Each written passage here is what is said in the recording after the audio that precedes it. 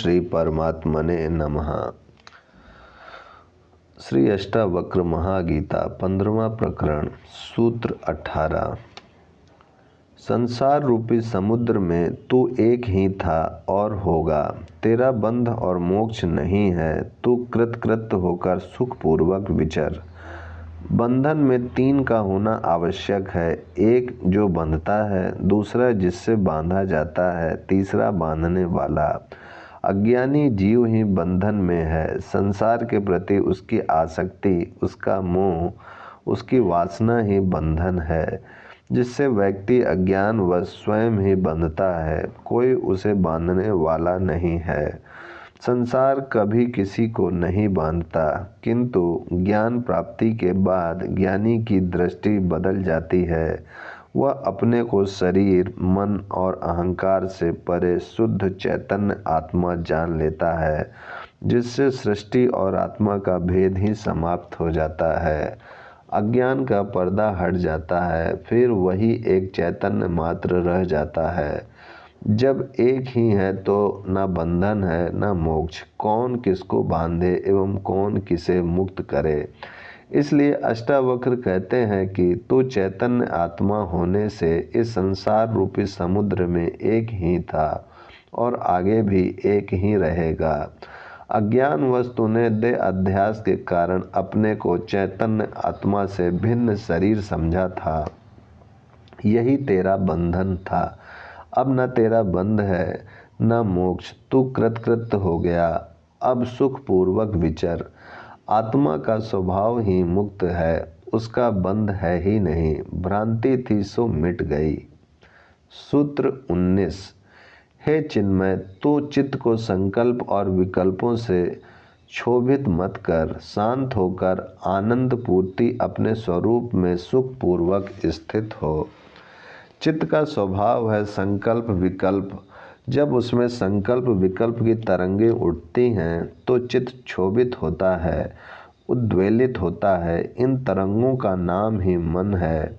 संकल्प विकल्प के कारण ही विचार पैदा होते हैं, योजनाएं बनती हैं, उनकी पूर्ति के तरीके जुटाए जाते हैं। उनकी पूर्ति हेतु शरीर एवं इंद्रियां सक्रिय होती हैं।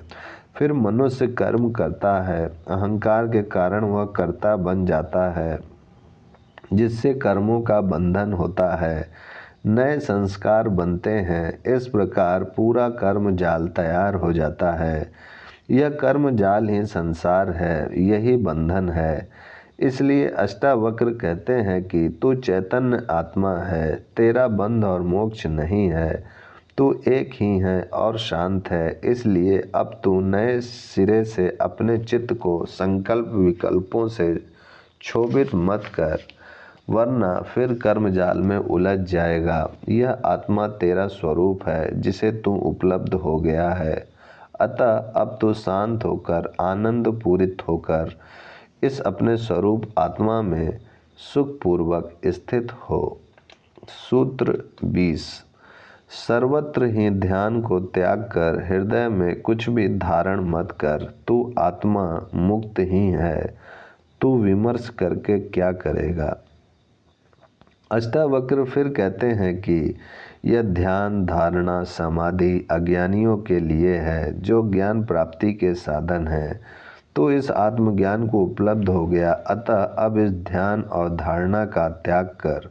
साध्य वस्तु उपलब्ध होने तक ही साधनों का उपयोग है, उसके बाद उन्हें ढोना व्यर्थ है। नाव से नदी पार हो जाने पर कोई उस नाव को ढोता नहीं, उसे किनारे ही छोड़ देना पड़ता है। उसी प्रकार आत्मज्ञान प्राप्ति के लिए जितनी विधियां काम में ली जाती हैं, उन्हें उपलब्धि के बाद छोड़ ही देना चाहिए, वरना वे साधन भी बाद में बंधन बन जाते हैं।